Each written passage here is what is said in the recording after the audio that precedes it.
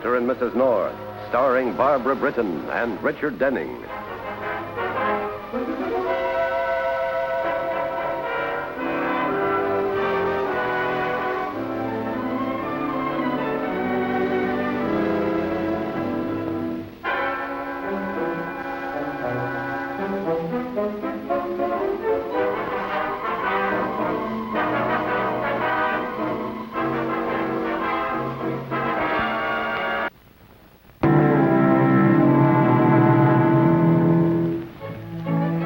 I don't see why you can't tie a tie. Why, any child can do it.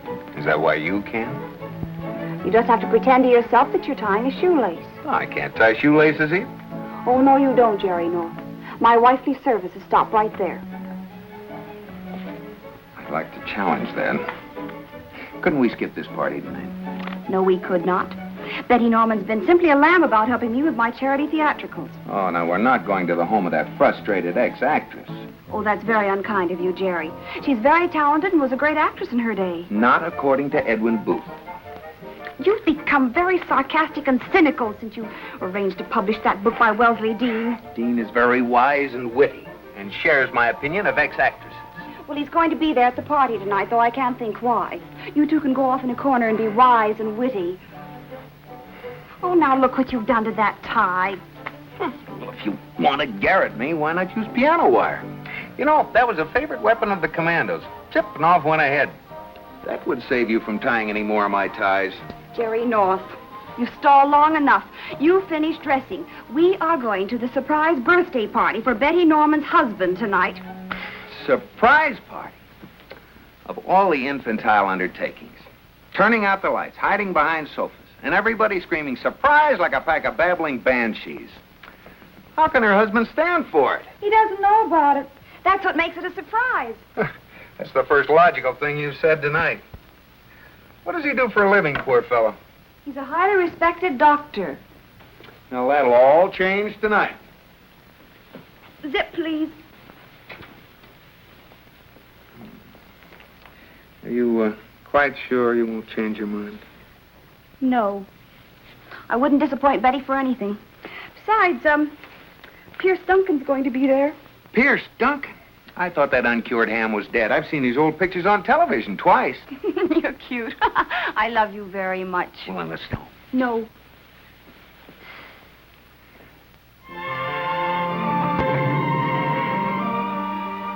Sneaking in the servants' entrance. I wish I were dead. Quiet, Jerry North. You'll get your wish. And ask for Joe. Oh, it's you. Yes. This is my husband, Jerry. How do you do? How do you do? Is your husband in? No. Then why are we whispering? I have a slight cold. Come in. Some of the others are here. That's why I swam home. Good evening. Oh, I think I lead.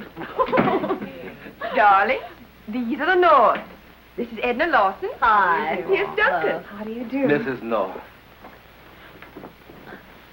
I smell something burning, Jerry, and I think it's you. I'm even glad to see you here, Dean. Oh, there are times when I undertake excursions into the, shall we say, seamy side of life. Permit me, Mrs. North.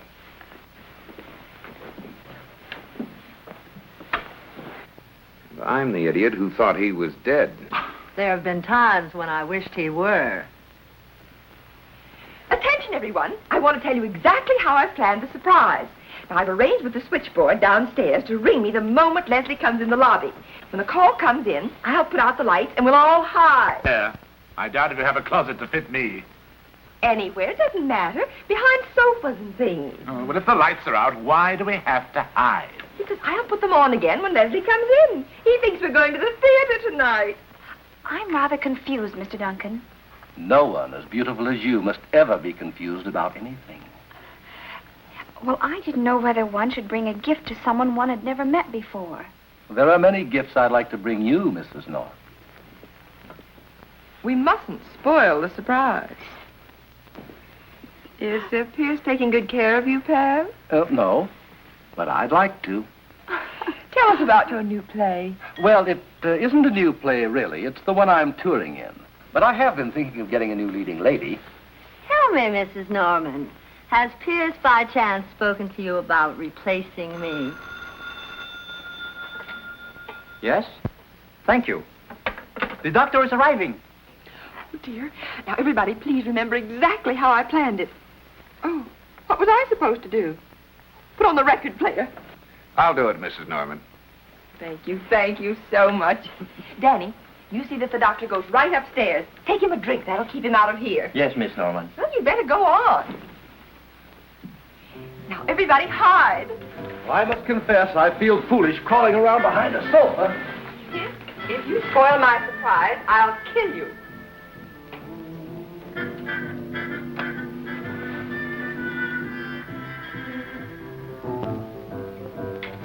We've been hiding for 20 minutes. Is he never going to come?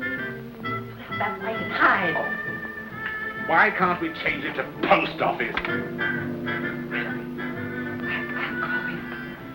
Nearly ready, darling? Be right down, dear. Just tying my tie. You'll be right down.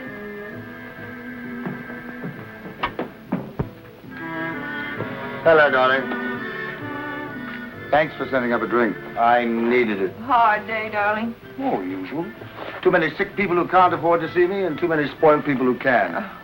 What's this play we're seeing tonight? Never mind about that. You sit right down here. We're going to have a nice glass of champagne. Since when does my taking you to the theater call for champagne? Have you forgotten? It's your birthday. Surprise! Surprise! Very happy to You raised this whole thing yourself. I give you my word. Well, thank you. Birthday. What, did Pierce come too? Right. Well, heavens, everyone. I thought he was right here.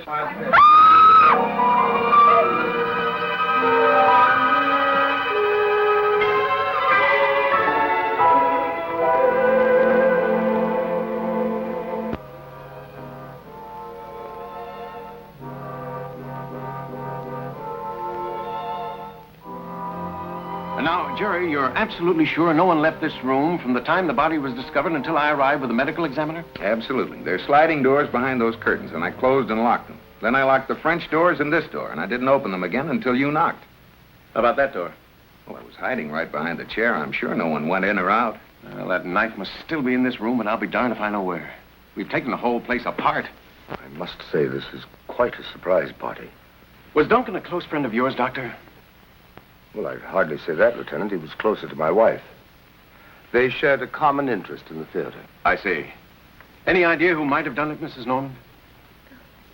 It's horrible. Horrible. Why would anyone want to do such a thing? I thought it made the party. You're a cruel, vicious man. Oh, nonsense. I just don't happen to agree with the theory that the sudden death of a man automatically improves his character. But who would have a motive to kill him? I'd say almost anyone who ever saw him act. Now, according to where you were all hiding when the lights were out, you were... Where were you, Miss Lawson? I'm not exactly sure. Bill, I was behind that chair, and Jerry was back here, closest to the body. Oh, thank you, darling. Actually, I was, shall we say, equidistant, and though I don't mourn his death, the actual act of murder involves just a little too much physical effort. You worked for him, didn't you? Yes, sir. Why'd you leave him? We had a little trouble, but the police cleared me. Didn't Duncan accuse you of trying to blackmail him with letters some foolish woman had sent him in the mail? Miss Lawson tells me that you resented Duncan's attention to your wife, Jerry. I did, Thank you, darling. but not to the point of killing him. Any jury in the country would have acquitted you if you had.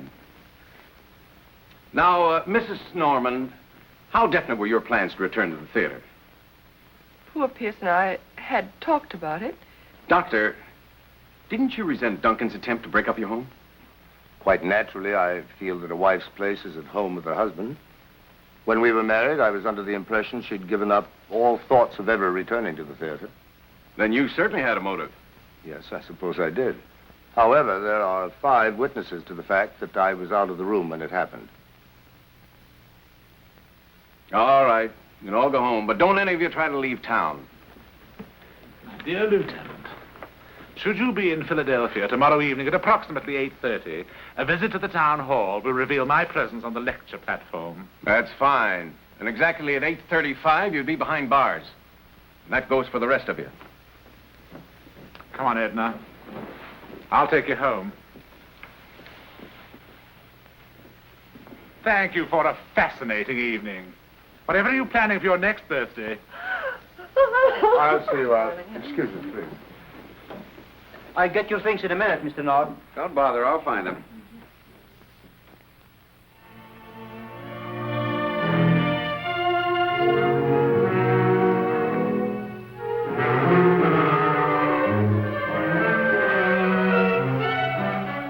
Something, dear? No. What's the matter, darling? Are you ill? I'm afraid so. Jerry. Man, what is it? What's the matter? Let me have a look at it. Just a minute, I'm going to get my bag. Betty, would you get me a cold cloth for my head? Certainly, darling. Jerry, the knife, I found it. Where? Right there on the boat. Don't touch it. The murderer's prints must still be on it. By golly, you're right. We've got to tell Bill Weigand. Let's get out of here. Oh, I'm all right now. Really, I am. I just felt a little faint. We must be running along. And please, both of you, don't let this bother you very much. Good night, Doctor. I'll call you in the morning, Betty. All right, Thank you, dear. darling. We'll find the way out. Good night. Lieutenant Weigand, please. Hello? Hello, Bill. We're in a phone booth just around the corner from Dr. Norman's apartment. Bill, we found the knife. Pam, you're seeing things. But we both saw it. It was hidden in the ship's model on the bar. It was? Yes, and a drop of blood fell on my hand. What? I wiped it off with my handkerchief. Well, hold on to it. I'll get it to the lab. And if the type matches the blood of the body, that fixes the murder weapon. Here, you two go on home, and I'll call you from the Norman department. If I need you.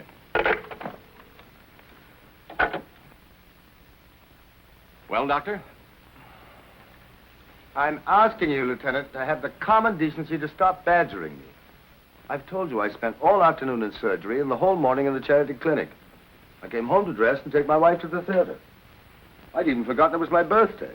The killer didn't. He gave somebody a present of murder. I'm as much in the dark as you are. And I must say, I am a little surprised that you'd listen to the hysterical ravings of Mrs. North. Her type is very familiar to me. She swears she saw the knife. So does Jerry. Well, I can't help what they swear. Leslie, please don't upset yourself. Lieutenant, my husband is operating very early in the morning. All right. I apologize.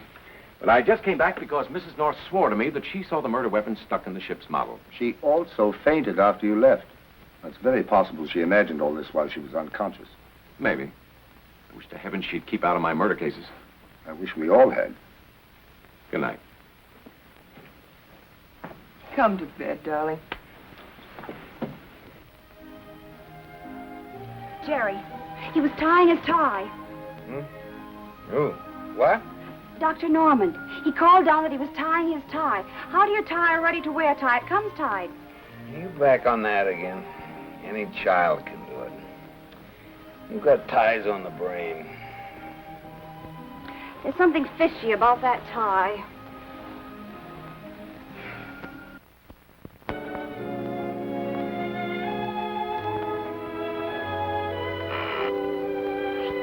Yes? Mrs. North is calling on 2, Doctor. Mrs. North? Yes, Doctor.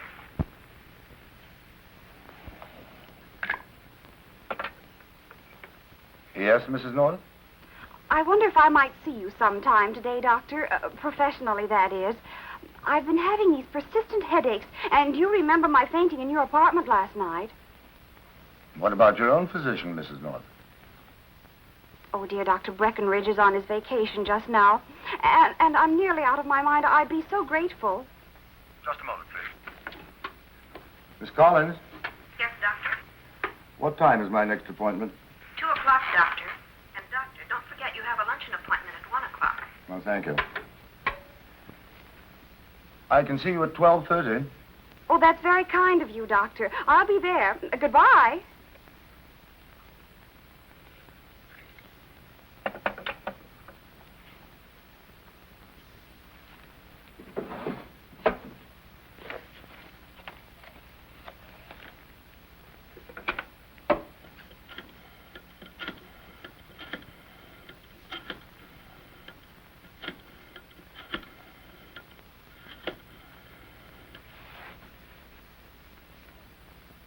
Medical register? Can you tell me who's taking care of Dr. Breckenridge's patients while he's away? Dr. Breckenridge is not away. No, never mind, thank you. I'll get in touch with him myself.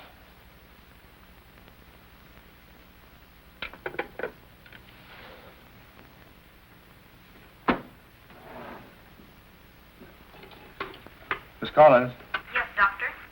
would you mind going to lunch at 12 today? Not at all, Doctor. Thank you.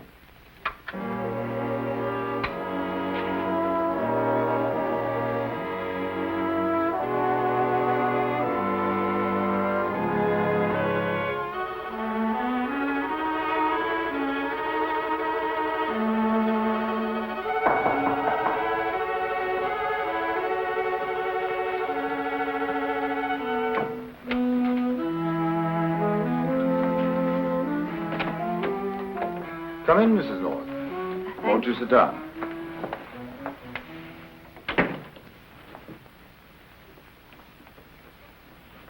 Well, first of all, Doctor, I'd like to make an apology. I think perhaps one is due me. You mean about the knife? Well, that's exactly why I'm here.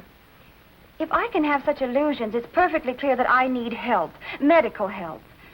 But it looked so real. You did it. Oh, yes, and Jerry saw it, too. Do you suppose he's as sick as I am? It's very likely a case of mutual hypnosis. You saw what you wanted to see. Your husband agreed with you because he's tied to you emotionally. Why, how clever you are, Doctor. Why, that's a brilliant analysis. Perhaps you had better call the lab and tell them that the blood on my handkerchief was an illusion, too. The lab? Yes, you see, when I reached for my bag on the bar, a drop of blood fell on the back of my hand. A completely imaginary drop of blood from an obviously hypnotized knife. I see. Is it any wonder that I have headaches, Doctor? No, it isn't. But I'm quite certain they'll go away. You need a rest, Mrs. North. A long rest.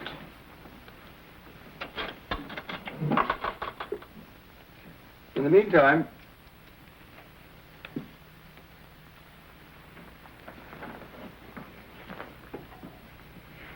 take these. Oh, thank you. I'll get you some water.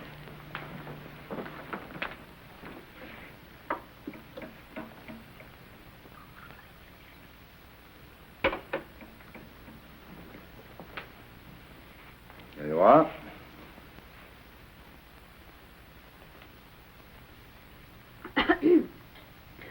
I never could take pills. Well, I can't tell you how much you've helped me. I feel better already. Well, I'm very glad to have been of service, Mrs. North. Thank you. Goodbye. Goodbye, Mrs. North.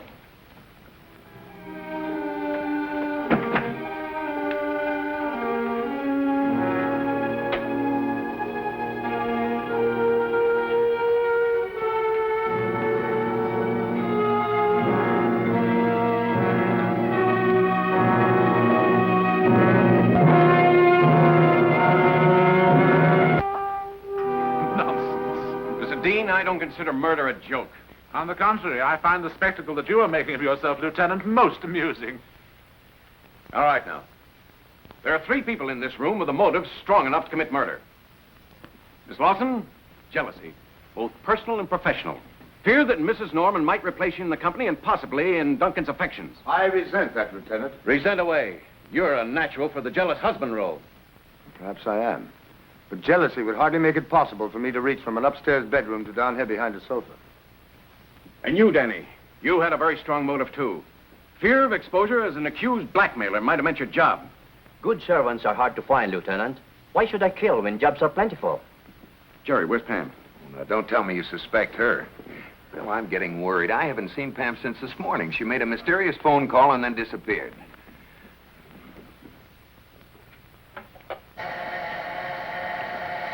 Never mind, I'll get it. I do hope he comes back with the murderer, then I can be off to Philadelphia. Hello, everybody. Oh, Pam, where have you been? I've had the most fascinating day. I've been at the police laboratory watching them analyze things. What things? Oh, the usual things they have in labs, slides and smears and pills. Darling, have you been poking your nose where you shouldn't? On the contrary, where I should. I might as well go home. Yes, why don't we all go to Philadelphia? Or anyway, leave here. Just stay where you are. Surely you don't want to leave before finding out who the murderer is. And you know? Yes, I know. Betty, you remember when you were having us hide behind the chairs and the sofa and things before you turned out the light? Yes. Well, while the light was still on, the murderer looked in this room and saw that Pierce Duncan was hiding behind the sofa. The murderer? Yes, and then when you turned out the light, the murderer came in through that door. He looked around and saw that everyone's back was turned.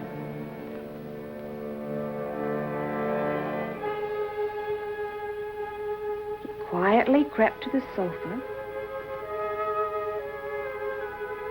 and plunged the knife in Pierce's back. Then he hid the knife in the ship's model on the bar. Then he sneaked out the door. Then he ran quickly upstairs, the same way he came back. Upstairs? Yes, and when you called up to him, he said that he was tying his tie. It was Leslie who called down. This is an outrage, Lieutenant. It was also an outrage when you gave me those pills, Doctor. That was merely a sedative. They did put me to sleep all right, permanently. I don't know what you're talking about, Pam, but what does that have to do with the murder? Well, it made me think. Made you... What? We've been fools, all of us. We all assumed that the doctor never came into this room until after the murder was committed. We were wrong. How wrong? But you all saw him come in. When we saw him, it was the second time he'd come into the room. And when he said that he was tying his tie, he was lying. He was wearing a ready-made tie, like this one. She's hysterical, Lieutenant. There's not a word of truth in what she says. Oh, but you're wrong, Doctor. The knife proves everything Pam says is right. Knife? Yes, Doctor. Congratulations, Pam. I had one of my men go through your bag earlier this morning while you were in surgery. What operation did you perform with this, Doctor? Murder?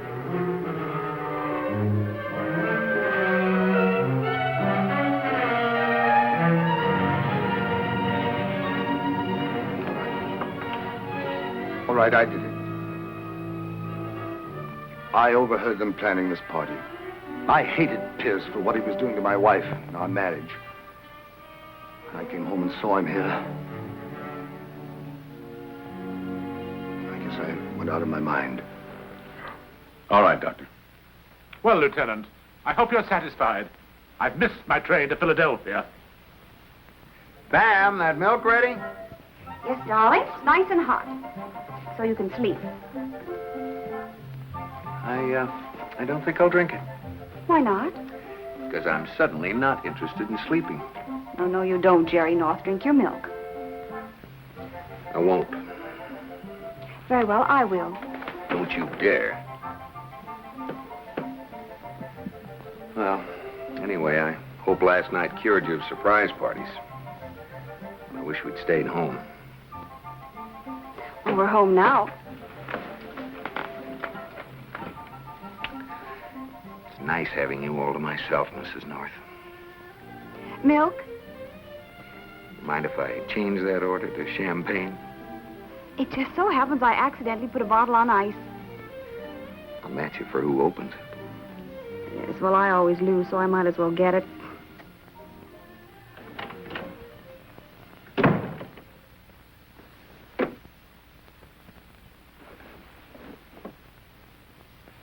And just what are you doing here? Well, don't be an idiot. You invited me. I did? Why, certainly. You told me to come in no matter how late it was and read you the manuscript of my new book.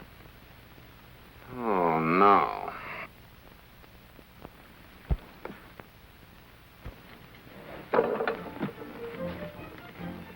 Chapter 1. Surprise, darling.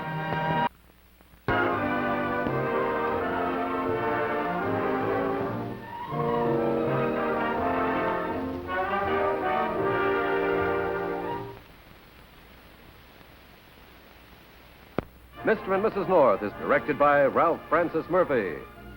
a John W. Loveton production.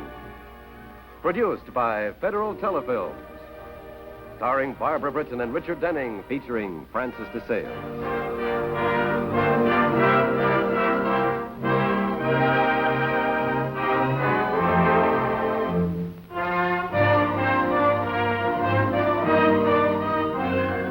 This has been a film presentation.